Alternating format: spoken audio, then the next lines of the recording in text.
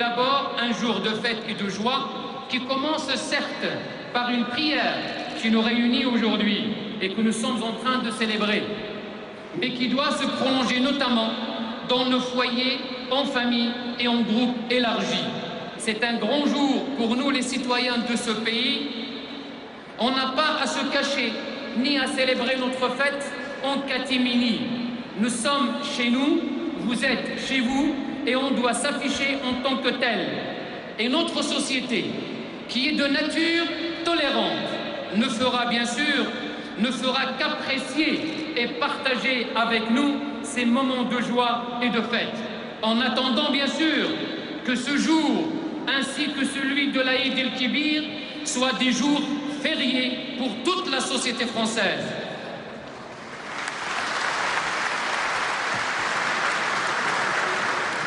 Salam alaikum, Aïd Mabrouk. Monsieur le recteur, cher Ammar Lasfar, avec qui nous travaillons tant. Mesdames et messieurs... Printemps 2008, la France ne parle que du pays des ch'tis. Un film qui bat tous les records d'entrée et un palais de justice, celui de Lille, où l'on annule un mariage pour cause de tromperie sur la virginité de l'épouse. Lille, où une piscine municipale réserve à des femmes des horaires non mixtes pour se protéger du regard des hommes. Lille, où au lycée Faidherbe en 1994, la question du voile islamique à l'école surgit sur nos écrans. Les Français découvrent que des lycéennes françaises portent le foulard et constatent les uns stupéfaits, les autres scandalisés, qui excluent de leur établissement. Elles manifestent au nom du respect de leur liberté.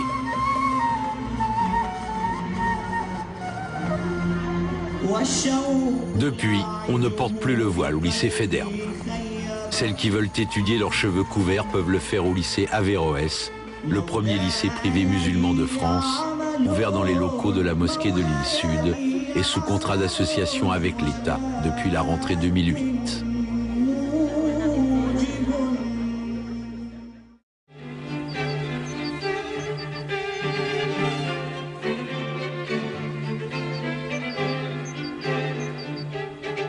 Pourquoi est-ce qu'on ne voulait pas qu'ils soient incinérés? Parce que pour eux, il était musulman et que dans la religion musulmane, l'incinération est interdite. Et votre père, il était musulman? Non. Il avait été élevé dans la religion musulmane. Il avait respecté ses parents pour ça. Mais le jour où il a eu son droit de décision, il a décidé de ne pas croire. L'affaire Bergame, c'est quoi? C'est 3 enfants qui décident de respecter les dernières volontés de leur père pour qu'il soit procédé à une crémation et non à un enterrement au carré musulman et une inhumation. Bon. Vous pensez bien d'abord que la volonté de ces enfants, c'est de respecter la dernière volonté de leur père. C'est absolument pas de disposer de son corps simplement dans un but personnel, c'est respecter la dernière volonté de cet homme. C'est le seul combat qu'ils ont mené. De l'autre côté, le combat mené par celle qui est totalement ignorée des enfants, qui est en instance de divorce. Ils sont séparés depuis 2003. Je rappelle que cet homme décède en 2005. Et de dire non, non, pas du tout, même si je le vois pas, même si je suis séparé de lui, quoi qu'il arrive, je veux, en qualité d'épouse, même si je suis séparé, même si je suis en instance de divorce, pouvoir, moi, organiser ces funérailles conformément à la tradition, à l'usage et à la religion musulmane. Bon. Donc c'est bien d'un côté un combat idéologique, et de l'autre côté c'est un combat de l'amour. Et c'est ça qui oppose ces deux parties. L'amour que ces enfants ont pour leur père et le respect de ses dernières volontés, et de l'autre côté, le combat de l'islam, de la religion, pour, quoi qu'il arrive, qu'il y ait une primauté de cette religion dans l'organisation de ces funérailles, et non pas le respect des dernières volontés de cet homme. Est-ce que c'est pour ça ou pas? Mais apparemment, vu qu'on gagnait de procès en procès au départ, on a eu le recteur de la mosquée, Ammar Lasfar, de Lille, qui est venu une fois au tribunal. Et on nous a dit qu'il se portait garant de la religion musulmane de mon père. Donc lui, personne étrangère à notre famille, savait mieux ce que notre père faisait chez lui, dans son intimité. Et je vois pas ce qu'il venait faire là. C'était un problème familial. On a même eu à un moment donné une fatwa dans le premier procès, ce qui est quand même pas rien, une fatwa qui a été adressée à la justice française par la Ligue islamique du Nord. Je vous la lis parce que ça vaut quand même son pesant de cacahuètes. On nous dit, et on dit aux juges français, seule une autorité judiciaire musulmane dans un pays musulman doit définir et vérifier les causes de l'apostasie d'une personne. Voilà. Donc, à la limite, la justice française, ça ne vous regarde pas, ne vous en occupez pas. Laissez-nous régler ce problème-là, même éventuellement une autorité judiciaire musulmane dans un pays musulman. Cette fatwa, c'est une fatwa, c'est un avis religieux qui est ici, qui a été adressé à un moment crucial de la procédure, puisqu'il a été adressé juste avant que ce dossier soit plaidé à la cour d'appel de Douai, en disant au juge douaisien: laissez tomber, ça vous regarde pas, ne vous occupez pas de ça. On gagne à Lille, on gagne à Douai, et on perd à la Cour de cassation sur un motif qui, maintenant, fait jurisprudence. Voilà, vous êtes né musulman, vous devez mourir musulman, vous serez enterré comme un musulman, peu importe vos croyances. C'est maintenant dans la jurisprudence française. La justice a tranché. Amar Bergam a été enterré au cimetière de Lille le 19 juin 2005. Premier événement, la justice, qui est censée être impartiale. Deuxième intervenant, la mairie.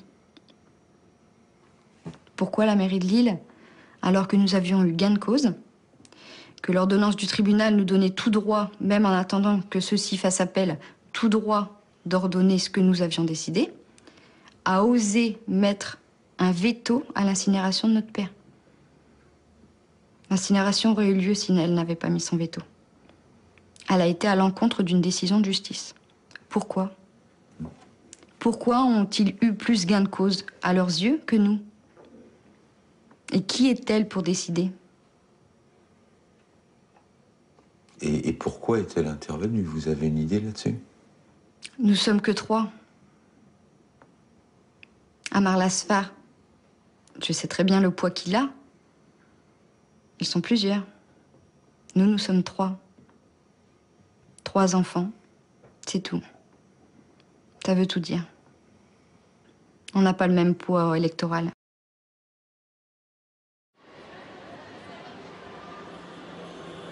« 1er mars 2008, la campagne bat son plein pour les élections municipales. Au Palais des Congrès de Lille, Amar Lasfar, recteur de la mosquée de Lille-Sud, ouvre les débats des 2e rencontres annuelles de la Ligue islamique du Nord, dont il est le président.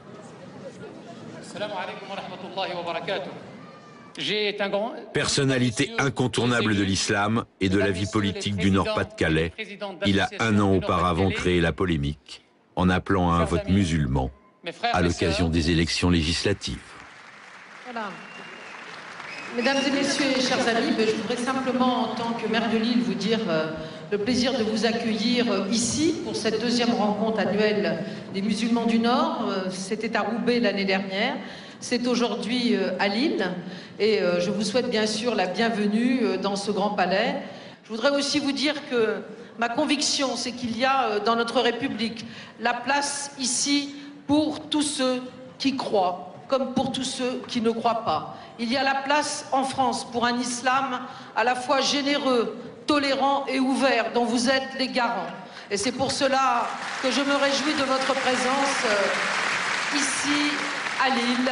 Je n'en dirai pas plus parce qu'il y a ensuite un débat démocratique et je salue la Ligue islamique du Nord qui a bien voulu organiser ces journées. Merci encore et bienvenue à Lille. Merci Madame le maire.